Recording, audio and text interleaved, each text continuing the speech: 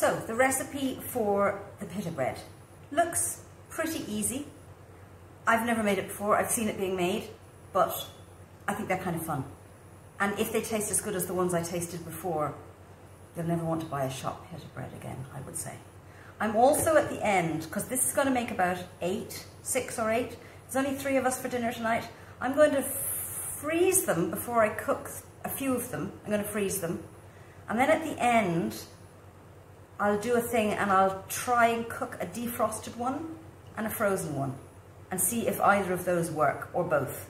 Because I think if you're making a batch of these, it would be nice to make a few and throw them in the freezer. That's just the way I'm thinking.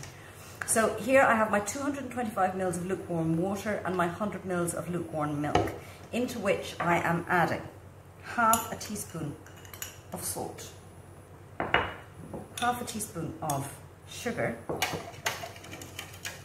stir to dissolve, add the yeast and leave it for a while till it bubbles. So that'll start doing its thing now, and it'll probably take about 10 minutes.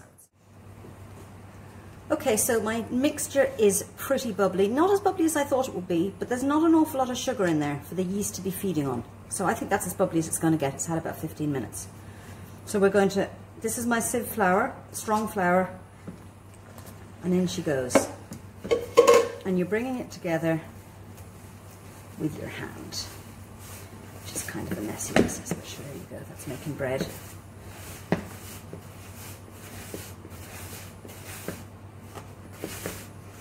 Now,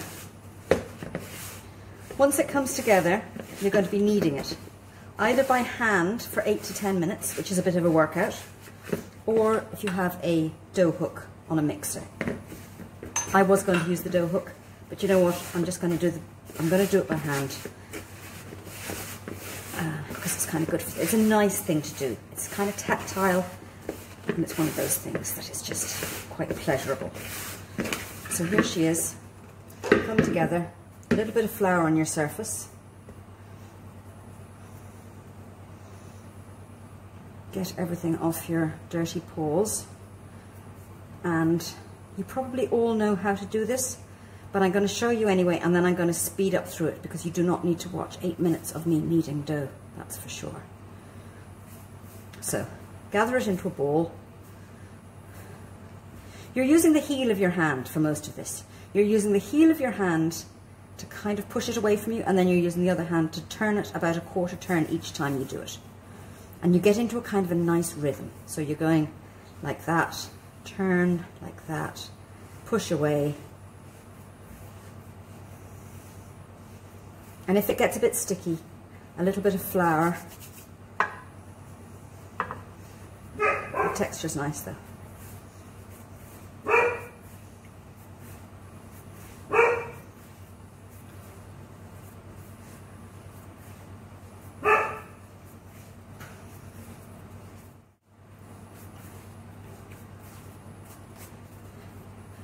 Okay, so that's had 8 minutes. I tell you, 8 minutes of kneading is a nice little upper body workout. If I was doing this on my own, I would probably use my dough hook, I confess, but there you go. Anyway, it's pretty smooth and kind of bounces back. If you're feeling very energetic, you could give it another couple of minutes. I think I might have reached my limit. So I'm going to put that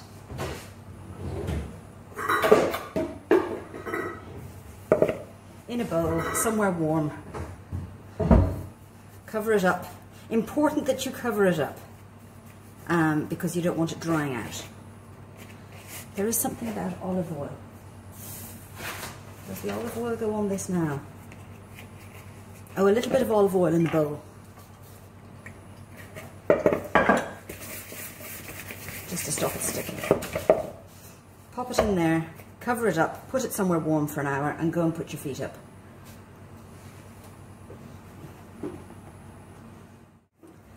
So here's our pita bread dough after about an hour and a half. Lovely and bouncy. Oh, and it comes away really cleanly. That's why it's a good idea to oil your olive oil your bowl. So they're going to be about 150 grams each.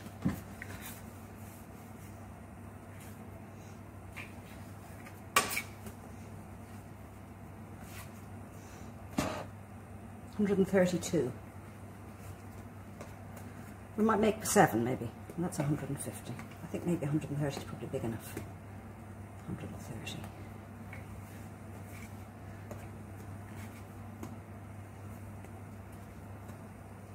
$126, close enough.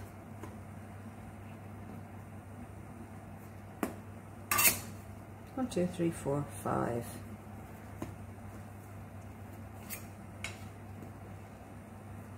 Okay, 6. And a small one. So I'm not being that precious at all about it. Okay, so you just want to get them into a little ball. You're not really doing much else with them. You're not rolling them at this stage or kneading them into relatively So these are for our little pittas, and we're just going to, our little balls have been proving for a while, and we're just going to roll them. I think the recipe says 20 centimetres by 10. So this time you are using, obviously, your rolling pin. There's one. Here's the next one. And the next bit is the fun bit, because you'll watch them cooking. That has a little crease in it now. That could end up being a problem. Sure, we'll see. Now they do shrink back. I can see already the first one is shrinking back into a circle, and I wanted it to be an oblong. So you're going to get you've got your oven hot as hot can be. You've got your tray in there, and you're going to be sliding them straight onto the tray. I have also even cleaned the window of my oven so we can see through it and we can watch them cooking. Okay, so come with me, cameraman. I would prefer if these were a bit more pitta shaped, but look, it doesn't matter. So onto your roasting hot tray. 1, 2, and in. That oven is going to be as hot as it can physically be. And then we're going to set the thing for 2 minutes, but I think we'll just watch them cooking, because you'll see them blowing up. Thank you, cameraman. So these guys have had 2 minutes and they're beautifully puffed up, and I'm just going to flip them and give them another minute. There we go.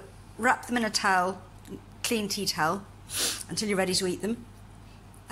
You can stick them onto a hot pan just to warm them up to get them going again. And I'm going to cook my frozen ones then later, and we'll see how they compare.